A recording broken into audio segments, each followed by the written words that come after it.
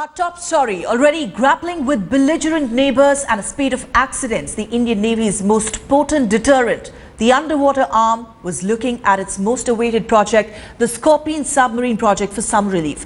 Questions now hang over the delivery schedule of the 6 boats which were to come under the project. The reason? The main French supplier, DCNS, has faltered on the delivery deadline that was agreed upon way back in 2012. The shipyard, which has borne the brunt of criticism for this delayed project, has now told headlines today that while it is ready, the French suppliers aren't. Joining us right now is Headlines Today's Jugal Purohit, who has filed a detailed report on that. Also with us this morning is Commodore Uday Bhaskar. Thank you both for joining us. Jugal, to you first. Just give us the details of what really is leading to this delay. Well, Ruchika, it's a simple situation. The French were under a transfer of technology agreement supposed to assist the Mazagon Dock Limited in Mumbai in building these 6 highly advanced submarines for the Indian Navy, and of course, as we just explained, the timing couldn't have been better. However, what has happened is that the supplier, the French supplier, along with the Spanish partner, they have been faltering on meeting deadlines, and these deadlines, as you said, were actually decided in 2012. The material still hasn't come. The irony right now is that the boat is ready, the structure is ready, but the boat maker now doesn't have spares and material to actually go inside and fit it. And as long as the material does not arrive, he cannot proceed with further tests, he cannot proceed with further trials. Of course, those systems which come on board also will have to be tried. So it is quite a difficult situation, if one can say. In fact, the yard is on record telling us that it is now absorbing delays. It is forced to, repeat its work out there, and all of this is because the French supplier isn't delivering. I have been tracking this issue for a while, Ruchika, and fingers have been crossed for 6 to 8 months now, but unfortunately that situation has arrived where the deadlines have expired, and no one right now is ready to tell us just what will be the impact of this on the delivery schedule, which is extremely important and is being eagerly awaited. Right, let me bring in Commodore Bhaskar on this. Commodore Bhaskar, just to understand the gravity of this crisis, the submarine crisis that Indian Navy faces, would you say that the situation right now is alarming as far as our underwater combat arm is concerned? Commodore Bhaskar, if you could hear me, I just wanted you to explain to us the gravity of the situation if we look at the underwater combat arm of our operations. The gravity of the situation is actually very, very severe, meaning that if you recall, the Indian Navy's submarine arm has been facing serious material challenges, meaning that many of the underwater platforms, the Indian Navy submarines, are almost 20 years, if not more, older in service. This puts a very severe strain, and the Indian Navy has been seeking fresh inductions for the last 10 years. The Scorpene is a good example, where in the early 2000s, around 2001, 2, 3, the Indian Navy had made a case for induction of new platforms, and finally the Scorpene, provided or manufactured by the French entity, was identified, and it was only in 2004-5 that India actually made up its mind, and there was a certain delay in signing the contract. So from then onwards to now, 2004 to 14, over the last decade, the Scorpene project has been plagued by delays at different stages, starting with what I described as the delay in signing the contract. The net result is today the Indian Navy has a very, very depleted submarine force level, and this would have serious long-term repercussions on the operational capacity of the Indian Navy. So to that extent, this project is very critical, and whatever is now being discussed needs very objective review. And very urgent attention. Jugal, I think you want to come in on this. Commodore Bhaskar, I just wanted to put this out to you that as we are aware that the fact that the French supplier is delaying isn't actually the only problem. even so far as the torpedo contract is concerned for the submarine hasn't been signed. The Navy has been seeking air independent propulsion system on the ship. The DRDO is developing it, but no one really is wanting to commit to a timeline.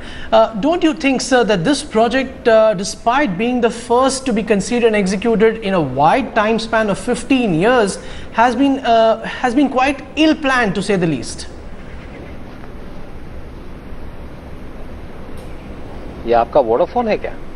All right, I think we are having some trouble with that audio line. We'll try and go across to Commodore Bhaskar and ask him about the question, a very imperative one that Jugal has just raised about whether this was ill-conceived, ill-planned, the manner in which it has been rolled out. I believe in the meantime, we've got some breaking news on the story that has been put out by Jugal, a reaction that is now coming in from the Navy.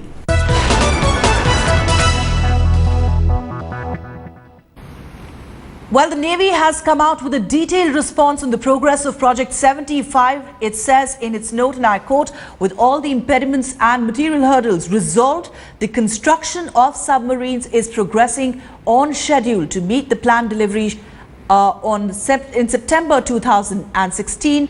Presently, first 3 submarines of the project are in outfitting phase and the systems of the first submarine are being set to work. The project is being reviewed at regular intervals at all levels at the Naval Headquarters as well as at the Ministry of Defence." Jugal, just help us understand what really is the Navy saying about the status and how exactly are they going to meet the deadline? Well, Ruchika, interestingly, that exactly is the question which the Navy hasn't answered. When we put this question to them, the Navy, of course, is putting up a brave front, hoping, and rightly so, that this submarine will not be delayed any further. Remember, it was to have actually arrived and joined the Indian fleet in September 2012. So it's already in its 5th year, and the Navy is, of course, hopeful that it doesn't delay any further. But the fact remains that the person who is building it on the ground in Mumbai says that, wait, I don't have the materials to actually build the submarine. I have created the structure, I have created the shell, the hull is ready, but what do I fit inside? The person who is then responsible to actually get the spares, get the material, is blissfully, completely unaccountable.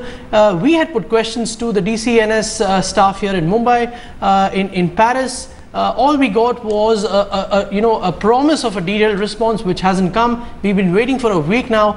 Regular follow-ups, of course, haven't paid off. So in that sense, you see, the shipyard is in a dilemma right now as to having done its bid. And Ruchika, for the last 10 years that this project has been going on, let me also add that it's actually always been that the shipyard is unable to absorb this great modern technology, because of which it's the Indian shipyard which is delaying the entire matter. And now we have an irony of sorts where the shipyard has somehow caught up. It's made the hulls, not just for one, but all the 6 boats. But the person who's supposed to provide this great technology is not accountable and is nowhere to be seen now. Right. And what really is the view of the Defence Ministry? Because I believe the Defence Minister had just reviewed this project and he seemed to have set some sort of a deadline for it to complete. Ruchika, day before yesterday, Mr. Jaitley was in Mumbai. He was, of course, as you rightly pointed out, reviewing this project. I did meet Mr. Jaitley last evening. We'll just play out that bit for our viewers. He declined to make an official comment, but what we understand from top sources is that this awareness, this information about the French faltering is there at all levels. They're telling us that they're trying their very best. But, it's a situation where, after all, India, having allowed the know-how of submarine manufacturing to have withered away, is now relying on a foreign partner who incidentally also makes submarine for our adversary Pakistan. So it's a situation where we are now essentially left with no option but to wait. Right. I think we have Commodore Bhaskar back with us, and why exactly we're raising an alarm here, Commodore Bhaskar, is because there seems to be a big operational gap as far as our combat operations are concerned. Just give us a sense of what you make in terms of the planning and the manner in which the Navy has tried to roll this out, considering it's been 10 years in the making. See, the Indian Navy, Ruchika, has been drawing attention to the fact that the submarine arm of the Indian Navy needs induction of platforms at a regular interval. As I tried to suggest earlier, this project is more than a decade old, and yes, Jugal is right that the delay has occurred, and instead of 2012, now we are looking at 2016. So to that extent, the Indian Navy and India as a country are going to have to address operational situations with a very, very modest capacity underwater. That's the first big point. But I think what Jugal is trying to convey is perhaps only one side of the story, meaning that this project and the delays that are being referred to between the Mazagon Dock shipyard and the French entity has been going on for a while, but we should draw the right lessons. I think it's very encouraging that the minister, Mr. Jaitley, was on the spot, visited the yard and the facilities on Wednesday. And the really big issue that the new government must address is, if you look at India's submarine building projects and the way in which they have been managed, there is a lot that could be improved. About 15-20 years ago, India had entered into an arrangement with then West Germany to manufacture and build the HDW submarines in India. Now that's an experience that should be revisited, because in a very, very, I would say, impulsive manner, the political establishment of the country led by Prime Minister Rajiv Gandhi then cancelled the whole line. So we lost almost 100 crores at that time. So as an analyst, I would make the case that we should very objectively look at why this project is getting delayed and find ways of ensuring that the new timelines are met. Because if we don't, India will be in a very vulnerable situation in terms of its underwater capacity, and that would have very serious operational implications in the Indian Ocean. Well, this delay has certainly already hit naval preparedness. Thank you very much, Commodore Bhaskar, for joining us this morning. Certainly important to draw the right lessons from this delay. Thank you very much. Appreciate you joining us and throwing light on what this could mean for our operational combat capacity. Well, shifting focus now to the big weapons push of Modi government. More than 3 months after he took charge of the Defence Ministry, Arun Jaitley is set to have his first major meeting on defence modernisation today. Well, the meeting assumes significance as Jaitley is expected to take a call on deals worth more than 20,000 crores. The Defence Acquisition Committee will also discuss several critical deals and contentious policy matters. These include 2 major deals for the Air Force, upgradation of Navy's Kilo-class submarines, procurement of 180 new Indian-built Arjun tanks, and a proposal for a mobile network for the Army on China border. The Defence Minister is also expected to review the blacklisting policy and speed up some decisions related to defence purchases. New rules on dealing with foreign suppliers could also be taken up in this meeting. Jugal Purohit still with me on that big push of the Modi government as far as defence purchases are concerned. And the indication so far has been that the government is going to fast-track the process, Jugal. Rachika, that's what the government has been saying, and if you actually look at some of the actions that this government has initiated, one can in a sense feel a little bit encouraged out of what has been happening. This isn't the first such meet. The first such meet was in July, but this time around what we understand is that projects which have done the entire process and they have now arrived at a stage where they have to now go to the Cabinet Committee on Security, which is the nation's apex body, will now be cleared, or so is being hoped by the armed forces. Arun Jaitley, of course, chairing this Defence Acquisition Council meet, which is the highest body in the Defence Ministry, to actually give a green signal to policies, to acquisition. And what we understand is that in this meet, there are a lot of these projects which actually need the political clearance. One must also mention for our viewers' understanding that for the last year and a half, ever since the government at the centre went into election mode, regrettably so, there have been no major decisions whatsoever. In fact, after the fallout of the VVIP helicopter scam, this freeze of sorts which had been written all over the Defence Ministry came into effect. And for the last 1.5 years, there's been actually no major acquisitions, and thus it's being hoped that Mr. Jaitley will perhaps clear the logjam and do something which the forces have been eagerly awaiting.